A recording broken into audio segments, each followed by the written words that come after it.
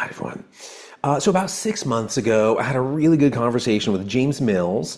He's the author of this book right here. It's called Ashen Writer, and it came out in December.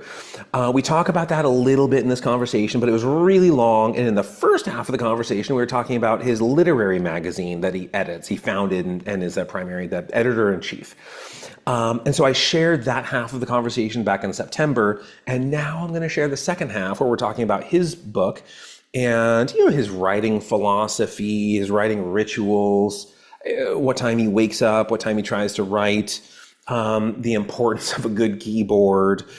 Oh, he got a creative writing degree, a bachelor's in creative writing, and we talk about that. The lessons he learned in that degree that he did not learn in the wild, in publishing his magazine and in publishing his own book. And then we'll talk about lessons that he learned, in the wild that he did not get from his degree. And I feel like that's enough ado to set the stage. And so the rest of this is basically me interviewing James Mills. Can we talk about your writing, your person, not your like short stories, but your upcoming works? Yeah. Yes. Um, so one of the things I want to know about your writing structure, because like me, you have a full-time job, but everybody has a structure of some kind, whether it's locations where they write, it could be setting with, music or types of lighting. It could be, there's times of day, the structure of writing. How do you go about it? Yes. So on my channel, if you've seen my videos, I preach some extreme lifestyle choices. In my view, if you're going to be a writer, you're probably not going to make a living out of it. Most people don't. And if you are making a living out of it, good for you, but that's a hard way to make money. Uh, so being a writer comes with sacrifice. There is no way to live this life and not have to give something up. That's true for any person in the arts. It's really, I'm not a researcher, but my fit, the toes that I've dipped into the pond of the sciences have shown me that that's not an easy path to to get to tenure, to be in the journals. You're picking a hard path when you're doing a job like that, whether it be writing or painting or researching field mice, because those things don't have a direct value to our survival. Whereas a mechanic has a million things that need to be fixed because they need to go somewhere that Yeah, people need to go to feed other work, people need to people. go to the hospital, they need to go to the grocery store, they need to, yeah, so there's a necessity, and you're a plumber, you're an electrician, whatever, you're working with matters of necessity. Subtract necessity from the equation, and where's the money? Exactly. And in this economic recession we're in, the arts, if you're making a living right now, good for you because it's not happening for a lot of people. So for me, I just took that to heart. I didn't mope about it. I didn't uh okay, that's not true. I when I was younger in my early 20s, I was Yeah, we can very all upset. mope. It's okay. Yeah, I do But see. The world is, but everyone mopes.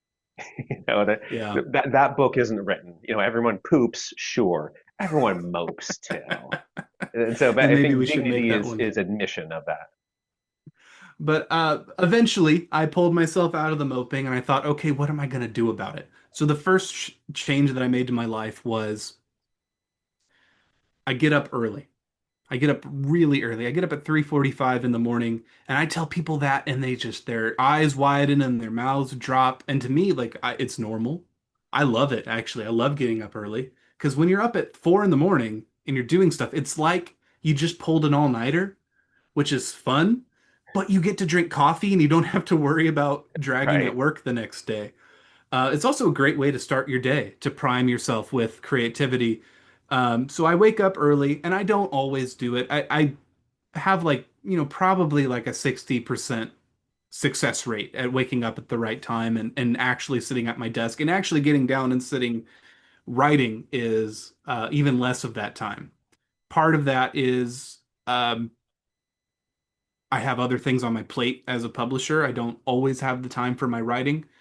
But another part of that is sometimes I just spend that time resting, reading for pleasure, playing video games, whatever things I don't have time to do most of the time. that time in the morning is for me to let my brain be happy, let my inner nerd be happy, because life isn't always going to allow that time.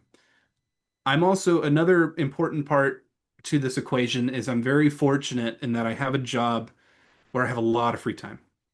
I all my work is self-paced. It is not entirely essential. Like there are emergencies that come up that then get handled immediately, but my day-to-day work is driven by my own pace.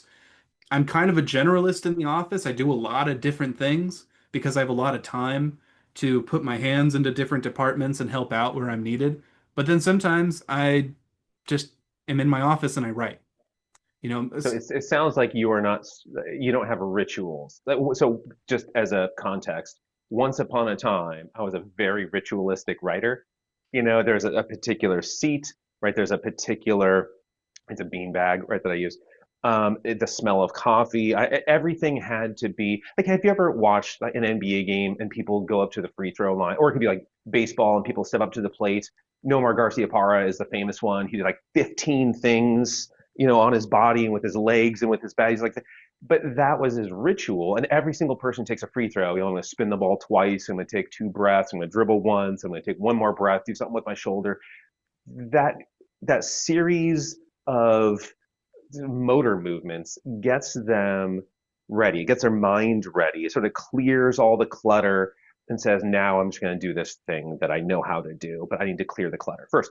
And I did that so much. I was so rich. I was Nomar Garcia Parra of writing, in the sequence of everything to get ready. But then I realized if something in my sequence is off, I don't have any coffee or whatever, then it like psychs me out and my writing is bad. And so over the years, I have become less and less ritualistic in my writing. Some people I have to have this special pen or whatever it is. Some people are just, everyone has rituals of some kind. I still do a little bit, but I've gradually pruned what that looks like. And I can sort of just sit down out of nowhere and start working. It might take me 5 or 10 minutes to warm up, reading what I'd written before. Because it's not like painting a room, or a house or something where you just pick up exactly where you left off and keep going. You have to kind of get your footing and kind of read what you've been writing and get the rhythm set before your feet hit the ground. And do you have rituals? It sounds like kind of you don't, where you're able to squeeze it in when you can, but do you have any rituals that would clear the mind and get you ready? I fantasize about rituals. It's not a reality in my life to have every day is different. Sometimes I show up to work and I'm driving down to Tennessee. You know, Okay. it depends. In, There in, are, in but those there moments, are you writing by talking into your phone? I can't dictate prose. Yeah. I have stage fright with myself. But what I will do is I'll do voice memos. When I was working two jobs last summer and I had no time to write, I was just talking the voice memos and talking through the narratives and like what I Yeah. wanted to happen, just general notes, and that ended up helping a lot. I might do a whole video on that, but I saved a whole project that I forgot about because I had done that while I was mopping one day. I mean, as a musician, that's probably I assume where you got it from. I mean, on my computer, you just record it on various devices. I have like 200 songs. I've never done anything with them, but it's a little riff and maybe some half of a vocal melody, something like that. It's 30 seconds long. Like, oh, I can convert this into a song, and I record it, and I have like 200 of those sitting on my computer. That just never moved forward. But if it's writing, I used to audio record, but then there was the labor of transcribing everything, and so a lot of times if it's just a quick thought, then like I'll just narrate it and it'll come up. Although sometimes like I'll be on a walk, because one of the things that happened was I used to just type in the little notepad. A lot of my writing I do on foot. I'm walking laps. My YouTube shorts. It's just always me walking laps around my living room. And that's where I do a lot of my writing. So I actually think clearly while I'm doing that. And so as I do my writing, that's part of my ritual. Is like I'm doing this little. Now the final revision process, that's where I'm like in my bean bag and doing everything on the computer. But often I just write by hand as I'm doing that. But if I'm writing by Interesting. hand or typing, I can't keep up with the pace of thinking. And it felt like my pace of thinking was slow. Specificity of adaptation, whatever the stresses, right, whatever the demands of life are, we're going to adapt very specifically to be optimized to execute those demands and tolerate those stresses. And I felt like my thinking was slowing to match my pace of writing. And so it's like, okay, I have to narrate this. And then my thinking sped up again. Yes. I find that there are some rituals. So even though my environment changes all the time and I might not get up at the right time in the morning, I don't always have my coffee. Sometimes I'm not in the mood of my coffee. I'm kind of a I My brand of neurodivergence requires variety in my life. I can't do the Okay. same thing every day. I've never enjoyed a job where I'm doing the same thing every day. So it's the same thing with writing. For project management, I employ crop rotation, where I take things week by week and I cycle out. And when I have a bigger project, I move those into month or 2 month long blocks. Like rewriting the book that's going to come out in December was a 2 month period where that was all I did, in addition to the business side of things. All I did writing wise. I think as far as ritual goes, time of day, environment, none of that matters because I can't guarantee it. But I can guarantee that I'll be at my computer, that I'll have an office chair or a chair where I'm upright. I can't think if I'm leaning back or if I'm too comfortable. My brain just doesn't work. Um, and I need a nice keyboard. I have a couple of mechanical keyboards I switch between. Um, there's technical reasons for that because they're just better devices that are more reliable, but really they feel better. And you'll see this a lot with there's this thing called the free write, which is a very overly expensive imitation of the old electronic typewriters that were popular in the late 90s, early 2000s. And they're trying to tout this distraction-free writing. That's a scam, but there is something behind having a nice keyboard. You have to present yourself with a tool that is enjoyable to use. If you have a keyboard and that space bar, you have to really jam it in there. Oh my God, are you going to hate writing? Because I do. My keyboard that's at my workstation where I interact with the server the space bar wasn't working, and I've gone through 5 different keyboards on that computer. But None of my arrow keys work. And so I hate it because I spend so much time with my arrow key because in a lot of sentences, I'll change the spacing between words, because I just like my prose to be really aesthetic on the page. It has to be artistic on the page. If someone didn't read English, they could look at it. It's like, okay, I like the presentation of words on the page. And so I'm constantly adjusting the size of the spacing between the words, and I have to highlight it and then adjust it and then highlight the next one. I can't just go arrows and just clicking anymore. It drives me crazy. oh my gosh, if I could get to a point where I am not using a mouse at all on a computer, I'll be a very happy person. That's probably the IT guy inside of me, but Yeah. yeah, so that's pretty much what my rituals look like. I like tools. I even have an old.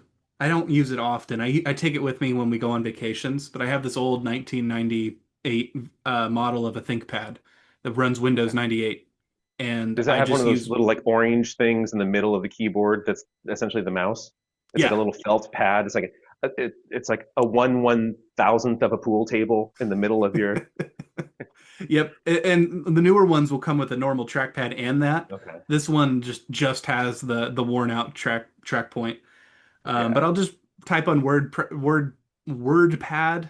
I don't have an old version of Microsoft Word or anything, and that keyboard is so solid and so responsive that I find that setup is very it's very fun and novel when I'm sitting at an Airbnb. Last year we toured Kentucky and we went to this farm and there's horses on the other side of the fence. So I'm sitting outside with my ancient computer writing a story that'll never see the light of day, but it's just for the love of, Right. the love of creation at that point.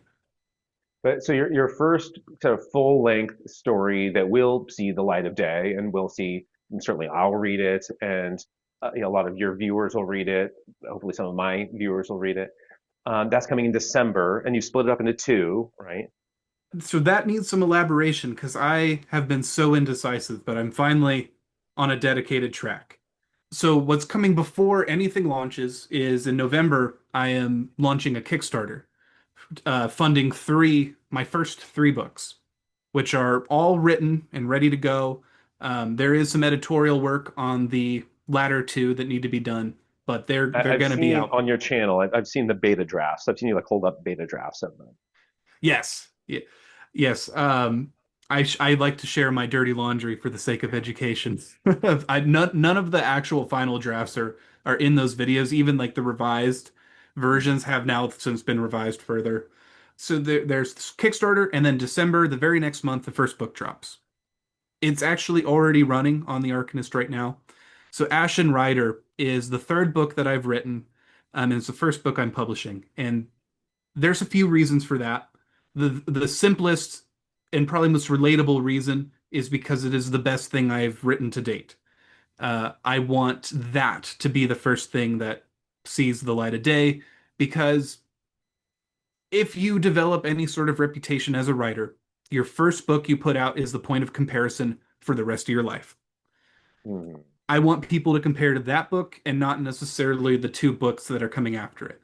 Not that those are bad, I definitely believe in that story, but they do need some more work before I put them out in the world because those books were written when I was at the very beginning of my journey learning how to write.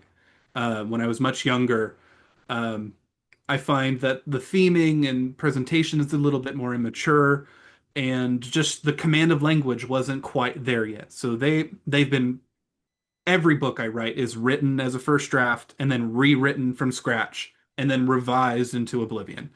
Um, I find with Ashen Rider, this is the first book I've actually had an editorial team. Then that is a direct benefit from having been working with the Arcanist. I operate with a mentality of generosity. Before I ever asked people to touch my own work, I spent a year dedicating all my free time to lifting up other writers. I find that personally rewarding, and I also find it as a good way of doing business because Hmm. you build up a reputation where people are happy to help you. I'm ha I can't really pay my volunteers. That's why they're volunteers. But what I can do is say, "Hey, you need a website made? I'll code your website. I'll look at your book and beta read. I'll edit your entire manuscript." That's how these first two books were publishing. The first one is A Valley of Shadow by Lee Patton, our fiction editor. I edited that book, and in return, he edited Ashen Rider. As a consequence, we had this awesome melding of minds where we both grew, and I credit Ashen Rider as the book that turned me into a professional. It was where I really came into my own, and A Valley Shadow is his first written book, but you wouldn't know it because we pushed each other hard, and those books are better for it. They're Good. also pretty similar in theme, so they're kind of like sister books where they're not linked in any real way. But if you know us and you've read both of those books, you'll see the connections. I also like to, the name of the movie. I like to use some turns of phrase that I've noticed in the authors that I work with, W- like Old Sorcery by James Kellen is our biggest book we're working on this year. It's not going to come out until next year, and I haven't officially announced it yet, but I've been working on that since February, and he has very specific little nuggets of language he likes to use because he's an absurdist. He's very Terry Pratchett.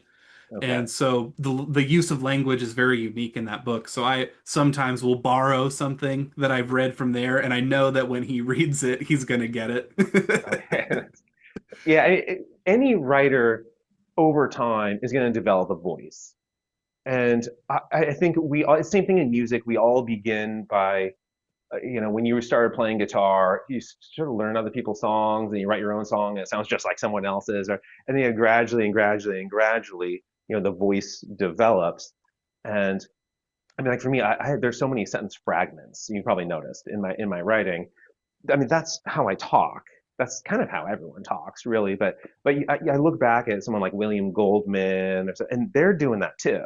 As somebody's voice gradually develops, whether there's a kind of turn of phrase, whether there's a cadence in the writing, just the orientation of the words on the page, all of that, I think is so important for writers to develop. But we have to read and practice both, right? You can't. So on the subject of both reading and practicing, I feel like that's a good segue. into Mhm. you were writing before you did your it was creative writing is your degree. Correct. Okay, so you were writing before this, right? I was.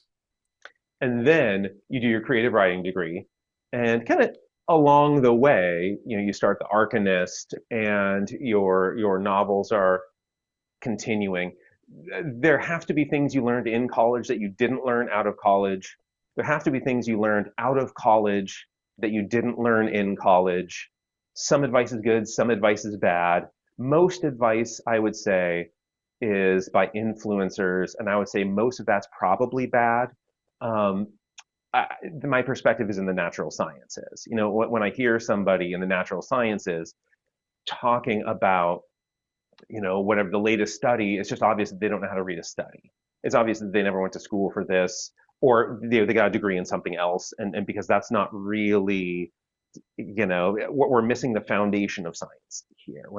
And so Mhm. most influencers in health, physiology, exercise, nutrition, all of these fields, medicine, they don't know what they're talking about. I feel like it's dangerous.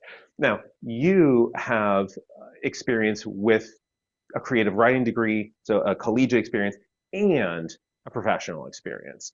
And so, will you comment some about what you've taken from each, sort of the good, the bad, the useless, the useful? Absolutely. So let's start with influencers. Now, the great thing about the arts is that unlike physiology or medicine or these sciences, nobody's life depends on the information.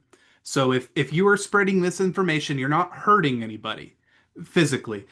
As to where like a bad dieting nutritionist influencer might make you eat stuff that is harming your health. Your health for your body will be fine, but your mind might not be. Uh, Luckily, we're very fortunate in the writing community. We have a lot of educated voices who are cutting through the malaise of crap. Like there's a lot of very smart people.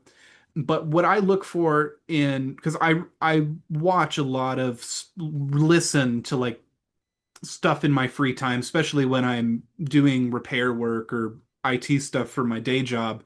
When I have the mental bandwidth, I like to listen to what other people are saying in the community.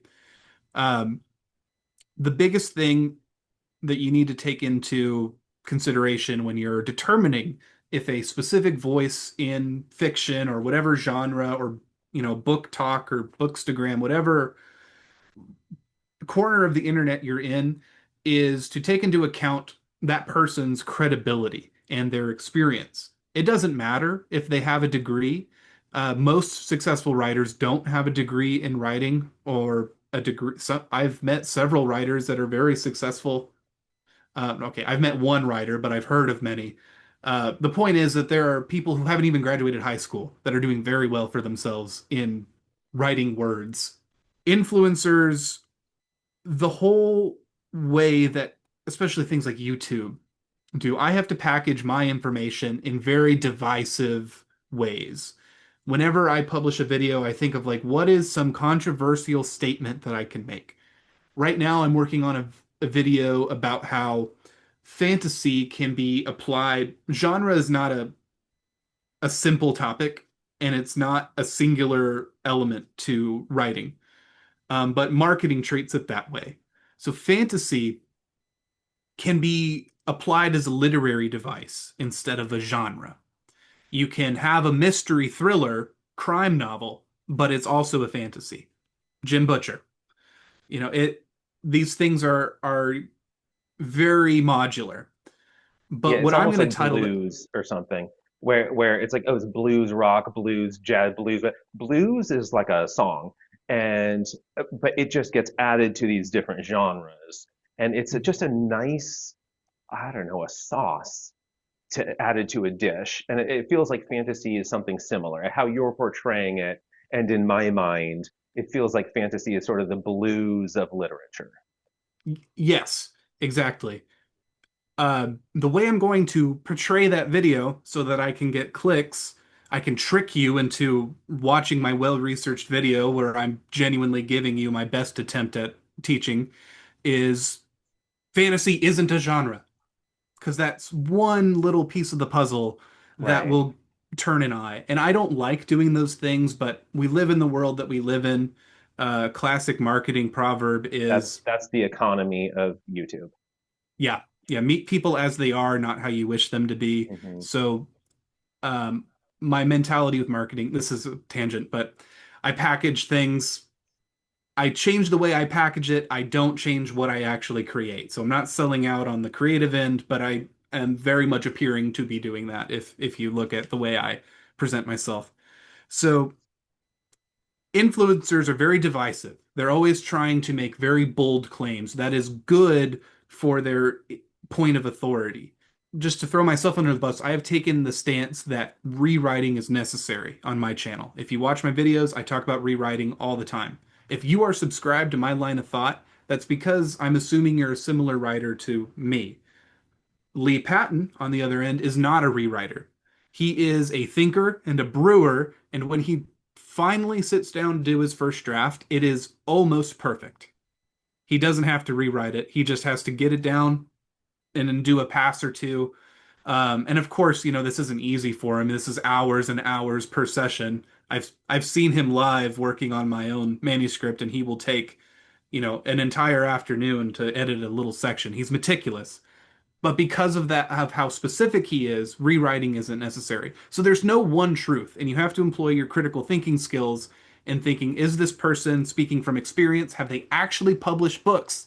There's a lot of people who claim to be writers that haven't written a damn thing. Don't listen to those people. Are these people educated? And if they're not educated, do they have professional experience? Are they thoughtful? Do they fill your values?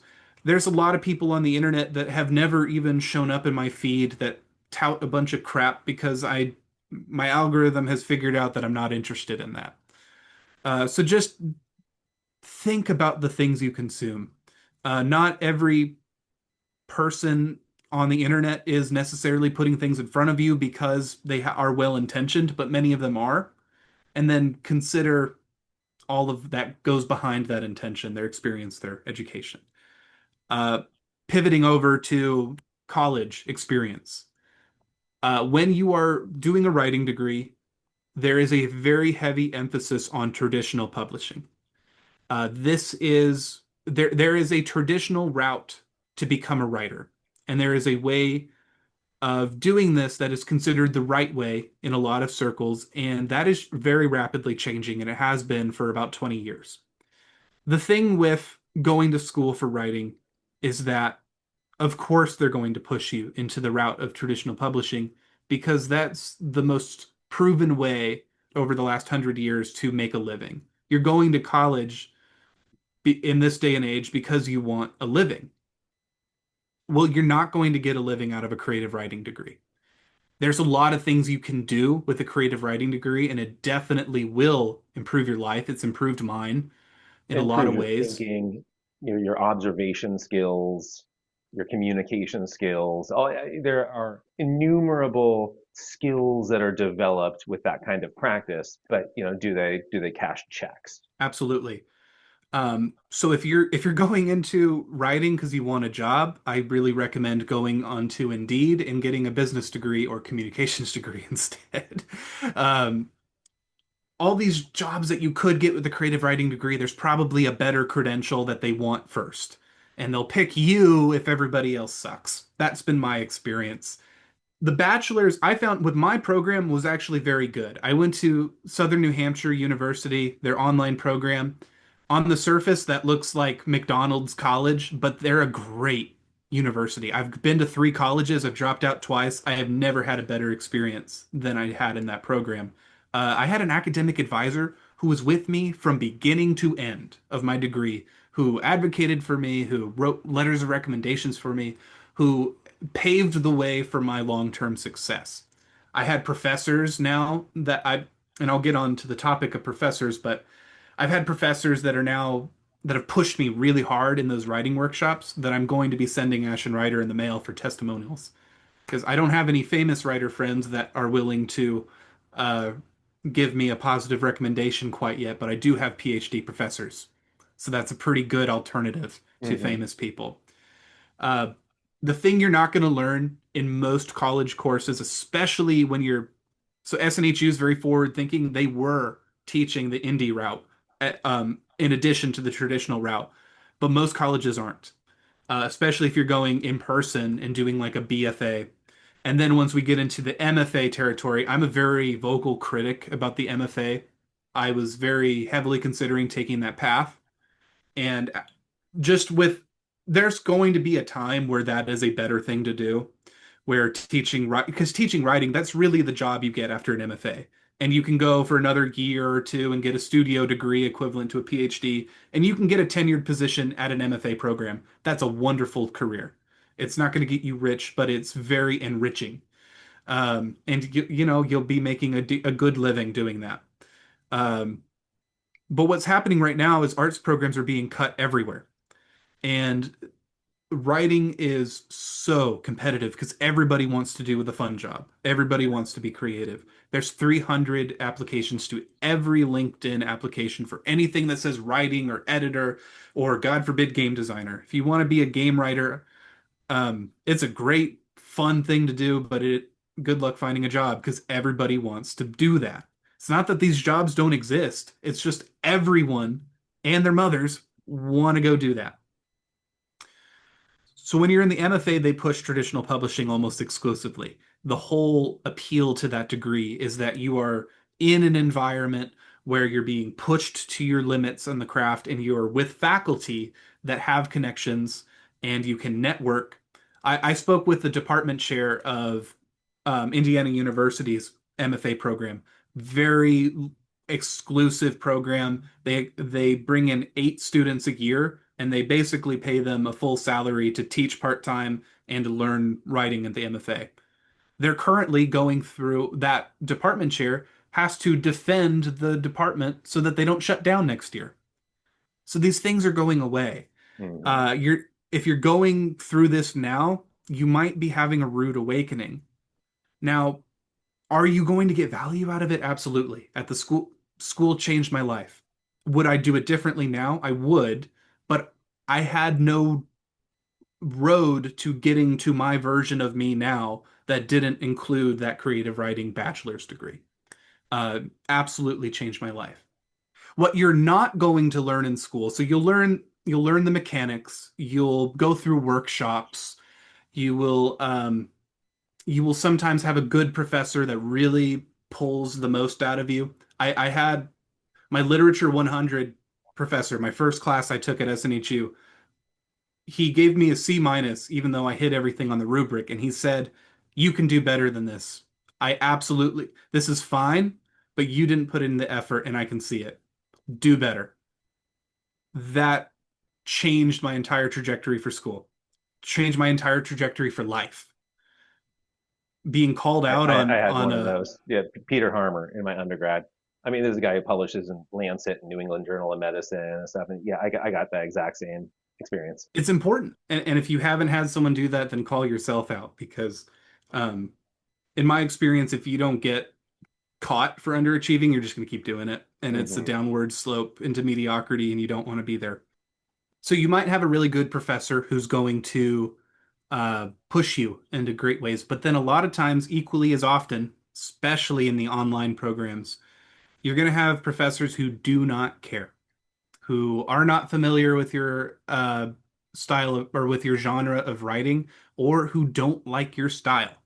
I've had situations where I've had to alter a manuscript just so I could get a good grade, and then I keep the old one because I know what I want to do with it, but the professor didn't like it.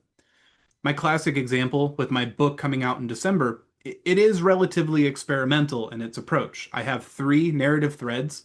One is in the first person as a journal, present in the narrative, but retroactively written from a point of reflection. There's a second person conversation that is happening in the now, but it's going over backstory. And then there is a third person traditional, third person limited, what you normally find in a lot of fantasy. Um, and my first professor, who's actually going to be one of the people who's providing a testimonial if he enjoys the final product, he really loved it. This and gave me a lot of great advice that pushed me to make it to what it is now.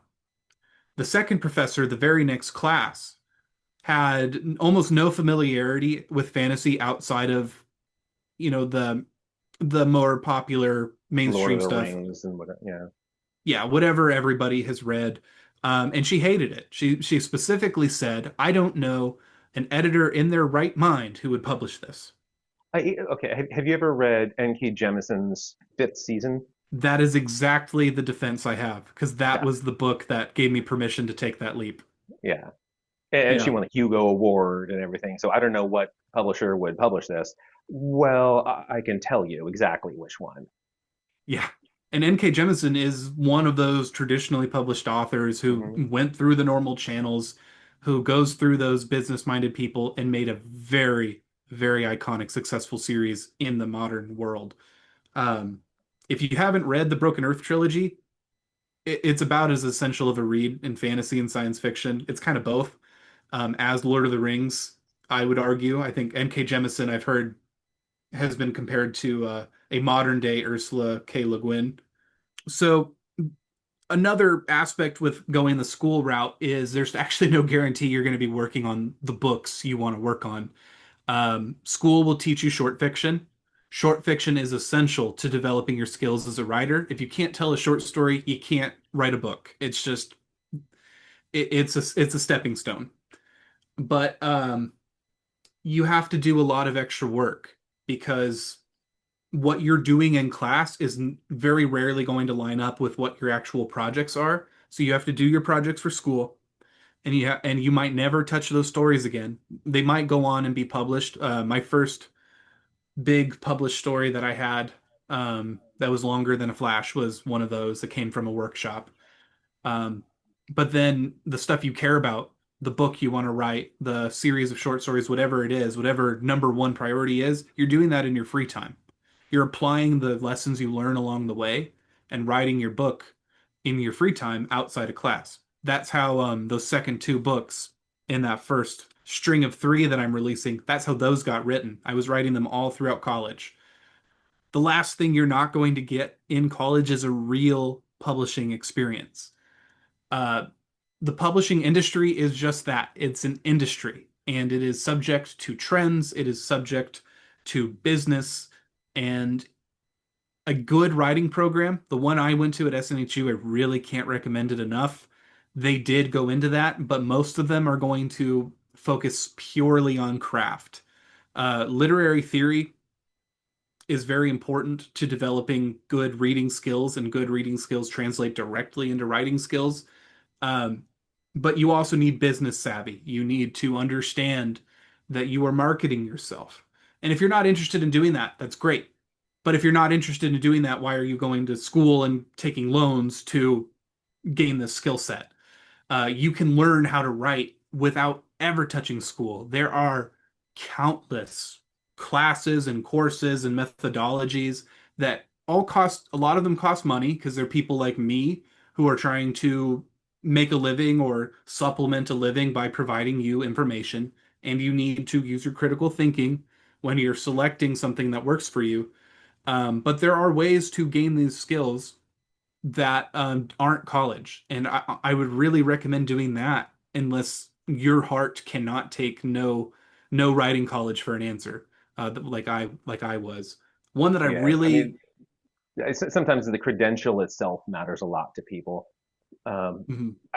it matters less to me, but yeah, I've been a professor for about 11 years, and novelties wear off over time. The lessons you learn remain. Yes, exactly. That piece of paper for me is sitting in my filing cabinet because I don't have a frame. But I the don't have writing none I of my learned. degrees are framed. Yeah, diplomas. I don't even know if I have them all. Yeah, I've never framed anything. Yeah, what remains is those skills, like you said. Um, I really recommend looking into the story grid if you're a writer. That's a very well reputed methodology that turns you into a very good writer. My criticism of it is that it encourages formulaic writing, but if you look at it in the thoughtful way if you've listened to the podcast that they used to run, um, they try to push you out of formula, and it's like looking at writing through a formal list lens, where you're looking at the form of story, the specific beats that make it up, the things that need to be in certain types of stories. It's where my ideas about genre come from because they break it down into 5 stages, and you can have 5 fantasy books and none of them are going to be the same genre compared to those definitions. But there's countless methodologies, classes you can take. The where you're going to learn most is having a community, having people that are knowledgeable, who have practiced, who are going to give you actionable feedback. I learned more in that dual editing with Lee Patton than I did throughout the entirety of my degree. That degree provided me a foundation Hmm. that where that editing would have not gotten me anywhere if I didn't have that foundation. But the where school was like some small steps, that project was just an incline. It was nothing but growth. Um, with any skill, you're going to have growth. You're going to have flat lines, plateaus. Um, but and it was the same thing when I was a musician. I surrounded myself with, I was 17 and I surrounded myself with guys in their early 20s who were taking the music degrees in the junior college, and I learned a lot about music by My spending brother time with did those that too. people. Yeah, my brother went to the Art Institute of Seattle for like recording engineering, something like that, and he's always been able to just play any instrument, and he's an amazing drummer, amazing guitar player, and he's been in a bunch of different bands and stuff. But that's what I just sort of by osmosis, proximity, acquisition, kind of have adopted some skills, not his level of skill, but if you just surround yourself by those people, like if you want to get really good at chess, hang around good chess players. If you want to get good at racquetball, you play some good racquetball. But you just surround yourself with the community, and there's just skill acquisition by way of proximity. Absolutely.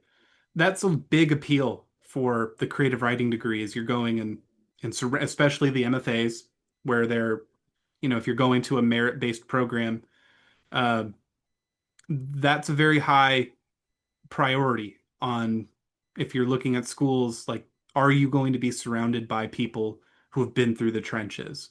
If that answer is no, though, there is no point in being there. I just spoke with a writer who was doing an online MFA, and she was telling me how she doesn't really feel challenged, and working with the Arcanist has totally, like I said, was that moment where it was incline instead of gradual steps. And now she was feeling like she was kind of bored in those classes. And if you're online, there you're not if you're not learning and you're not in a community, then what are you doing there? Because you're not getting any of the real actionable benefits from that situation. Very well said. All right, that's the bulk of the second half of our conversation. If you made it this far, you've noticed that this isn't like a lean, tightly edited performance. This is just a casual conversation at the pace of friendly banter. And at this point, though, we're probably an hour and a half into the conversation when this segment started. But I asked if he would offer some words of plugging for his book, again, for this, Ashen Rider. And he did, and I'll share that with you now. December, Ashen Rider comes out. You can read Ashen Rider as it comes out on the Arcanist because it's being serialized on the website. But you can buy the book and get it before the last chapter comes out and know the crazy dramatic ending before anyone else. What Lies Below and Those Left Behind make up the Heretics Reflection duology. It's a complete 2-book series.